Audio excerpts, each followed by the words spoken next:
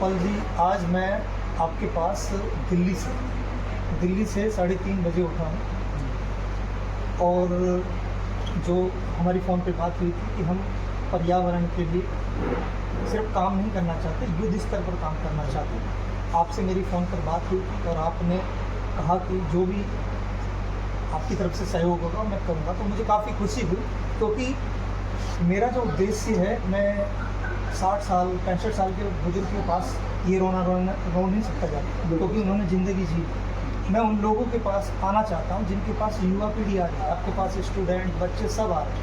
अगर हम उनको ये आगाह कर पाए कि हम आखिरी वो पीढ़ी होगी जो आने वाली पीढ़ी को बर्बाद होते देखने के लिए एक सृष्टि दे के जाएंगे, तो कोई बड़ी बात नहीं। मैं भी आपकी इस बात से सहमत हूँ, क्योंकि आखिरी पीढ़ी है, क्योंकि हम पर्यावरण को लेकर कोई वर्क नहीं कर नहीं रहे। लेकिन अगर हम चाहें तो बहुत कुछ हो सकता है, बिल्कुल। क्योंकि आप तो जानते हो, मैं 2010 जब बेटी बचाओ का एक नारा चला, 14 में चला था, बिल्कुल। लेकिन आज आप अगर ग्राउंड पे देखेंगे काफ़ी सुधार हुआ, बहुत ज़्यादा सुधार। मैं इसका वो नहीं हूँ कि मैंने किया, लेकिन मैं उस लड़ाई में शामिल था जो इसको दूर कर दी। तो मुझे प्राउड होता है कि मैं जो 2010 से एक लड़ाई लड़ रहा था, उसका रिजल्ट अच्छा आया। भले मेरा उसमें रोल कुछ ना रहा, मैं बे रिजल्ट के घूमता रहा हूँ, कम घूम तो रहा था एक सिपाही बनकर। अब यही उद्देश्य है हमारा पर्यावरण। आपके पास आपके इस कृष्णा कॉलेज में आपसे मिलने का यही था कि काम करने के बाद, ड्यूटी करने के बाद रात को जो भी आराम किया, 3:30 बजे उठा रोडवेज की बस, क्योंकि मैं वो वाला एनजीओ वाला तो हूँ नहीं कि फॉर्चुनर गाड़ी लेके आऊँगा, 4-5 मेरे पास स्टाफ होंगे, तो मैं तो जी नॉर्मल ज़मीन से भी। मैं आपको पिछले लगभग 9 साल से जानता हूँ। आप मुझे पता है कि आप लोग ग्रास रूट पे काम करते हैं, तो आप हमसे जुड़े भी इसीलिए ग्रास रूट। मैं इसीलिए, क्योंकि बहुत से लोग मिले, हमें नहीं मिलता थे। कार्यशालाओं और संगोष्ठियाँ वर्कशॉप्स का आयोजन नहीं करना है, हमें हम जो लेक्चर डिलीवर कर रहे हैं, उस लेक्चर के बिहार पे जो सुन के जा रहा है, जो हमारा दार्शनिक है, वो 10 लोगों को और समझे। बस जब तक चेन से कड़ी नहीं जुड़ेगी, तब तक एक कोई मोटी चेन, मजबूत चेन नहीं बनेगी, और एक कड़ी से हम किसी भारी चीज़ को नहीं खींच सकते। हमें चेन चाहिए, और चेन के लिए हमें लोग जब तक हम जगा नहीं है, मेरा काम है जगाने। मैं लोगों के दरवाजे खटखटा के जगाने की कोशिश करूँगा, आप सफल हो जाओगे।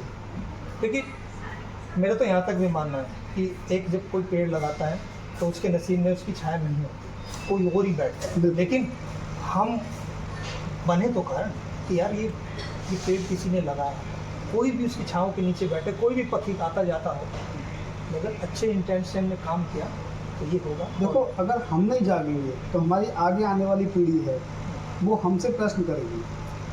हमसे प्रश्न करेगी तो हमारे पास क्या जवाब होंगे कि हमने इस पर्यावरण को बचाव संरक्षण के लिए क्या किया। अच्छा, मेरा एक सवाल है आपसे, आप तो एजुकेशन लाइन में, आपने अभी कब क्लिक हुआ कि ये बिल्कुल हमें करना चाहिए? मतलब आपकी अपनी पर्सनल राय क्या है कि कब लगा कि भाई नहीं अब बर्दाश्त से बाहर? मेरी व्यक्तिगत राय ये है कि ये मुझे लगा 2018-19 से क्लिक किया, क्योंकि मैं आगरा से हूँ और मैं समझता हूँ कि वहाँ पे जो टेम्परेचर है वो 50 के आसपास चला गया। तो मुझे काफ़ी, जब हम छोटे थे तो हम पढ़ा करते थे खेतों में जाकर, तो गर्मी इस टाइम पे भी थी, लेकिन एक झेलने की क्षमता क्यों है? लेकिन जैसे जैसे मैं देख रहा हूँ कि लोग कमरों में बंद होकर रात को सो जाते हैं, कूलर की हवा में, एसी की हवा में, वो प्राकृतिक चीज़ों का दोहन कर रहे हैं। हमें पर्यावरण को बचाने के लिए हमारे पास समय तो बहुत है, लेकिन हम सोच ही नहीं पाते। और मेरा इसमें आपसे मतभेद है कि समय मुझे नहीं लगता बहुत है, कम है। नहीं, समय बहुत है, लेकिन लोगों की सोच ही नहीं है, मानसिकता ही नहीं है। क्या आप 24 घंटे में, क्या आप पर डे आप आधा घंटा नहीं ले सकते? पर डे यदि आपने एक पेड़ लगाया, तो मैं समझता हूँ कि 365 दिन में एक व्यक्ति 365 पेड़ लगा देगा।